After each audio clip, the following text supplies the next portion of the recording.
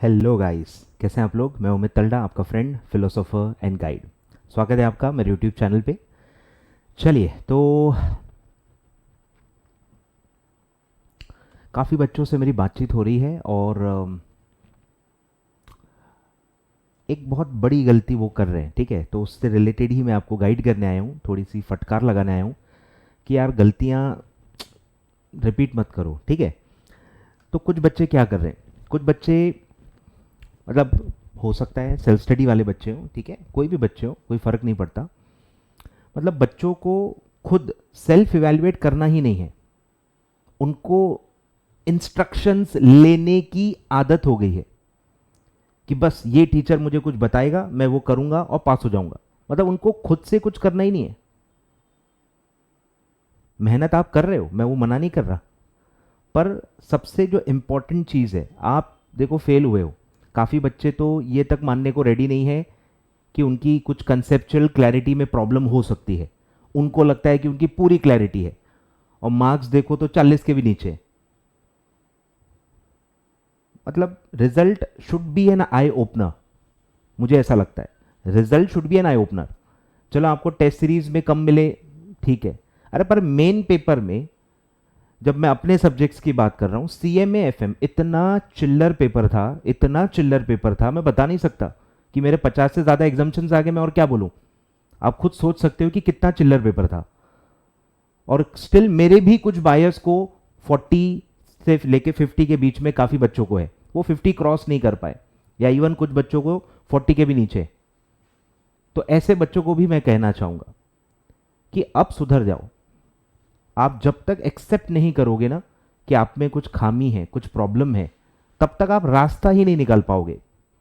आप सेम चीज़ रिपीट कर करके अटेम्प्ट दे रहे हो, और फिर आप बाद में आप ही बोलते हो सर मुझे 4 अटेम्प्ट हो गए, मुझे 5 अटेम्प्ट हो गए।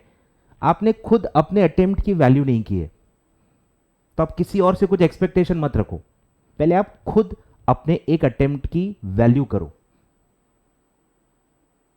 सर आप क्यों ऐसा कह रहे हो?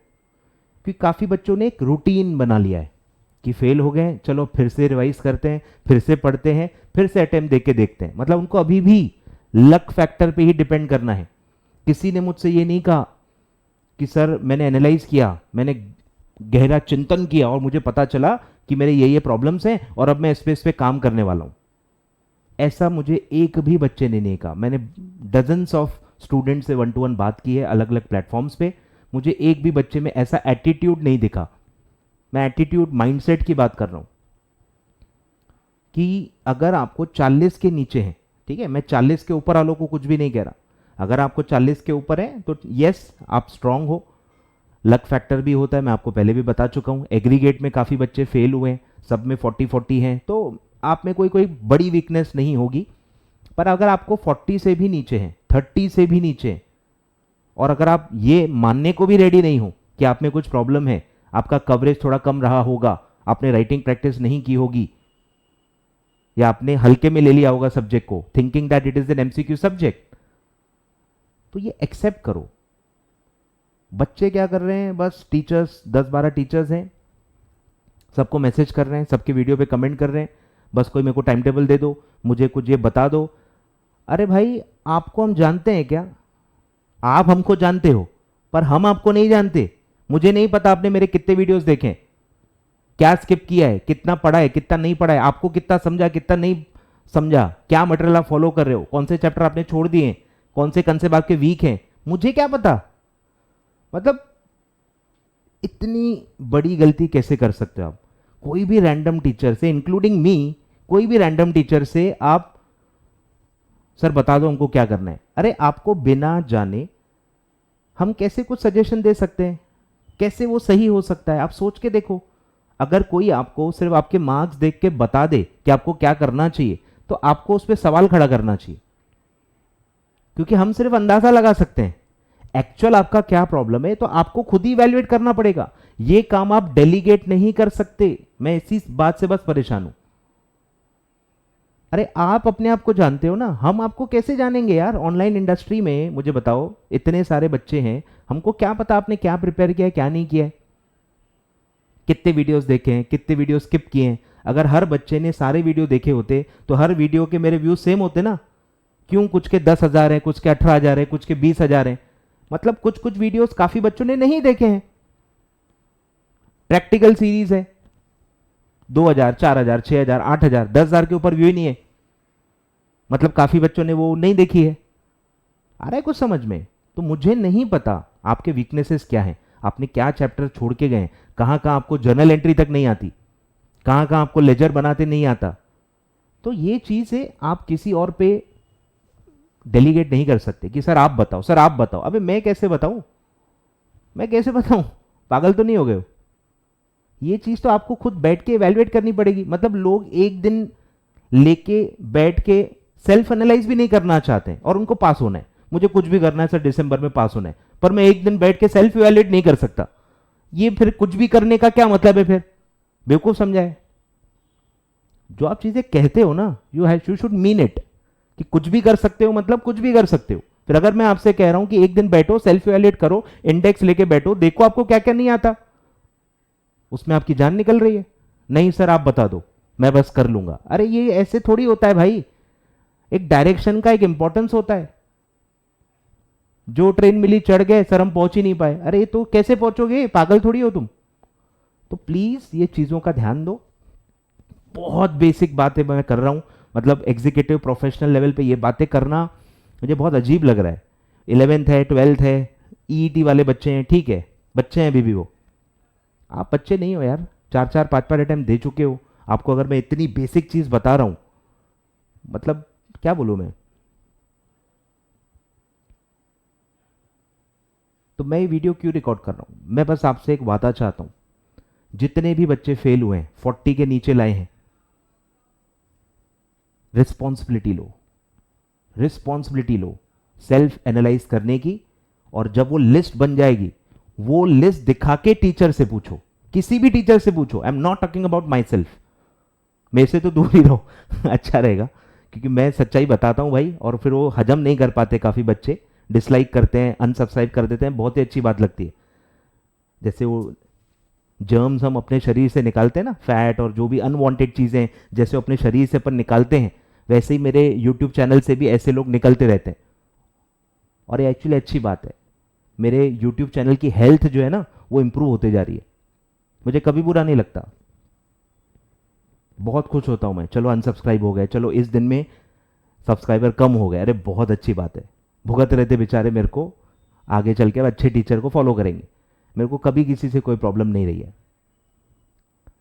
तो आपको रिस्पॉन्सिबिलिटी लेनी है, आपको सेल्फ इवैल्यूएट करना है कि आपने क्या क्या नहीं किया था।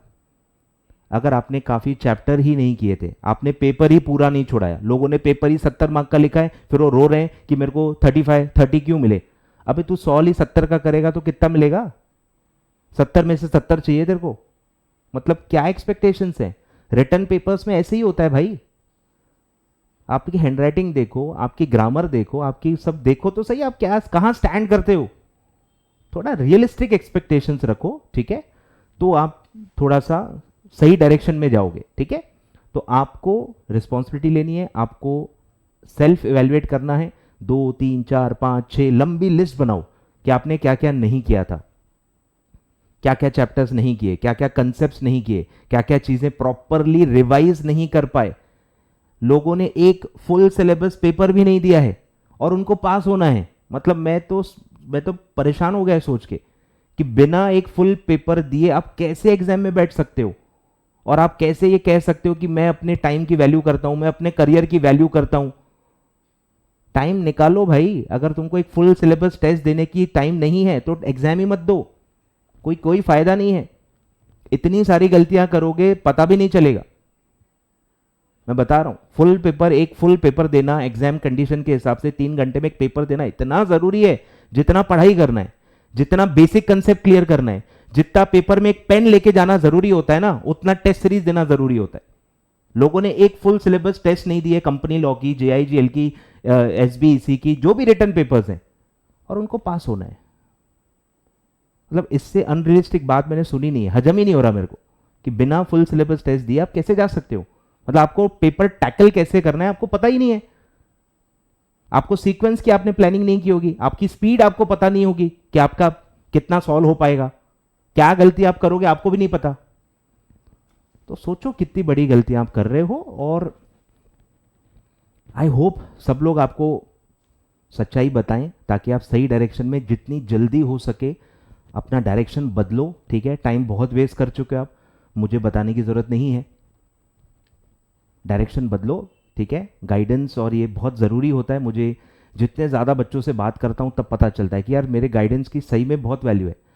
बिकॉज लोग क्या क्या गाइड कर रहे हैं, मुझे मतलब शर्म आ रही है कि मैं उसी फ्रेटर्निटी से हूँ, ऐसे कैसे ये सब लोग गाइड कर सकते हैं। कुछ भी गाइड करते लोग, कुछ भी अंधविश्वास भर के रखे हैं लोगों में और लोग मानते भी हैं।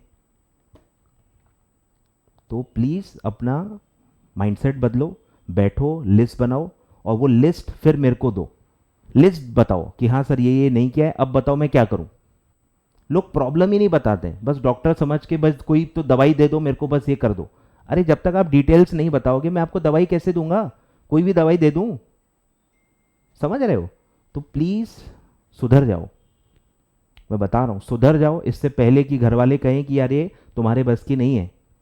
इससे पहले कि घर वाले चालू हो जाएं बोलना कि ये छोड़ दो तुम्हारे बस की नहीं है, क्योंकि यही होने वाला है। अगर आप ऐसे ही माइंडसेट से पढ़ोगे, ऐसे ही बड़ी बड़ी गलतियां दोहराओगे तो रिजल्ट भी वही आने वाला है। जब तक कुछ बदलेगा नहीं, प्रिपरेशन में जब तक आपका बदलेगा नहीं तब तक रिजल्ट भी नहीं बदलेगा। लिख लो मेरी ये बात, जब तक आप अपनी अप्रोच नहीं बदलोगे, चीज़ों को कवर अप नहीं करोगे, अपने आप को और थोड़ा सा मजबूत नहीं बनाओगे कंसेप्चुअली, तब तक रिजल्ट नहीं बदलेगा। रिजल्ट बिल्कुल नहीं बदलेगा, मैं बता रहा हूं आपको। तो अगर कोई CMA-FM वाला बच्चा है और उसको जून 22 में 40 मार्क्स से कम है और वो अगर मुझसे कहे कि मेरे कंसेप्ट पूरे क्लियर हैं, मैंने सारे चैप्टर कवर किए, मेरा फुल कवरेज है, तो बेवकूफ़ ना बनाओ भाई हमको। ठीक है, चल झूठे ऐसा मेरे को बोलना पड़ेगा, झूठ बोल रहे हो आप।